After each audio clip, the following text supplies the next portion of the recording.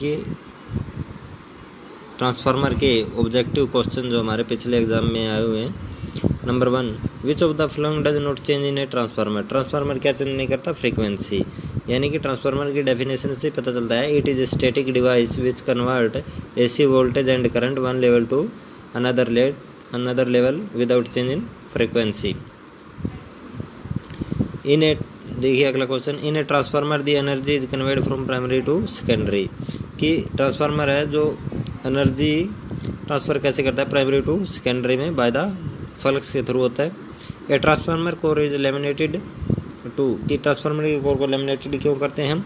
क्योंकि ये reduce AD current loss, AD current loss को कम करने के लिए हम ट्रांसफार्मर की कोर को लेमिनेट करते हैं सिलिकॉन स्टील से। देखिए, the path of a magnetic flux in a transformer should have low reluctance. Path किसके थ्रू होएगा? कोर के थ्रू। जो ट्रांसफार्मर की कोर है वो किसकी बनी होती है? सिलिकॉन स्टील की। उसका क्या होना चाहिए? लो तो रिलेक्टेंस होना चाहिए और उसका हाई परमेबिलिटी होनी चाहिए। No load on a transformer is carry out to determine magnetizing current and loss. The dielectric strength of a transformer oil is expected to 33 kV। Dielectric strength कितनी होती है हमारी ट्रांसफार्मर की? 33 kV। देखिए आप, Sumpner test is conducted on a transformer to determine temperature. जो Sumpner test है इसे हम बैक टू बैक टेस्ट भी बोलते हैं, जो हमारा ट्रांसफार्मर में टेम्परेचर का पता करने के लिए हम यूज करते हैं। फिर देखिए अगला question, the efficiency of a transformer will be maximum. कि एफिशिएंसी है वो ट्रांसफार्मर की ज़्यादा कब होगी? मैक्सिमम जब कॉपर लॉस और आयरन लॉस हमारे इक्वल हो जाएंगे, तब हमारी एफिशिएंसी मैक्सिमम होगी ट्रांसफार्मर की। एफिशिएंसी होती क्या है? ट्रांसफार्मर की एफिशिएंसी का फार्मूला होता है आउटपुट बाय इनपुट, और जो इनपुट होती है वो क्या होती है? हमारी आउटपुट प्लस लॉसेज। और ट्रांसफार्मर में लॉस कौन कौन से होते हैं हमारे? आयरन लॉस और कॉपर लॉस। फिर देखिए,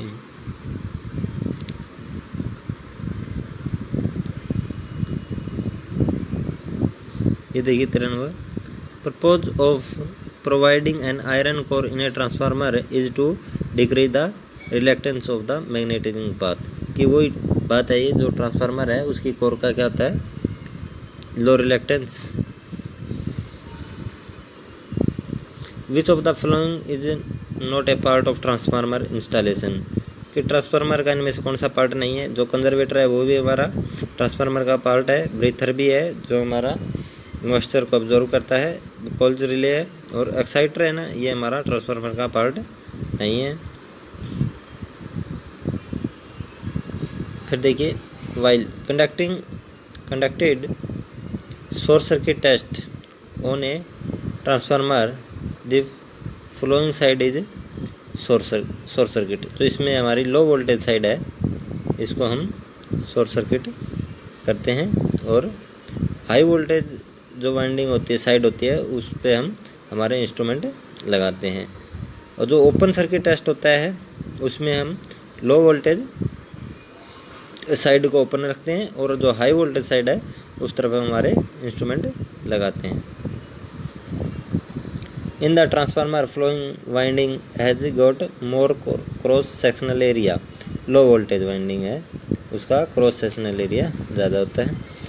जो लो वोल्टेज वाइंडिंग होती है ट्रांसफार्मर की, वो हमारी कोर के नज़दीक की जाती हैं।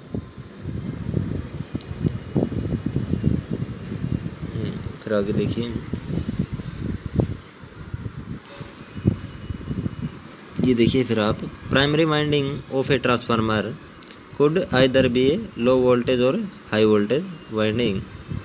Which winding in a transformer has more number of turns? High voltage winding।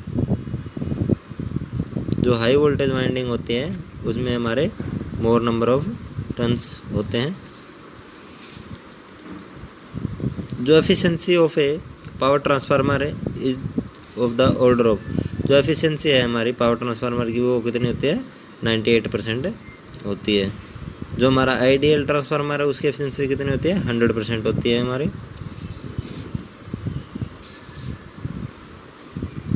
फिर देखिए in a given transformer for given applied voltage losses which remain constant respective of a load change are, जो hysteresis and eddy current loss है वो हमारी क्या होता है constant.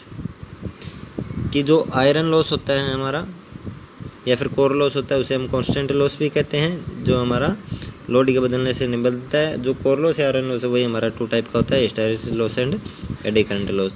और इनको कम करने, एडी करंट लॉस को कम करने के लिए हम क्या करते हैं, जो हमारी कोर है उसको लैमिनेट करते हैं।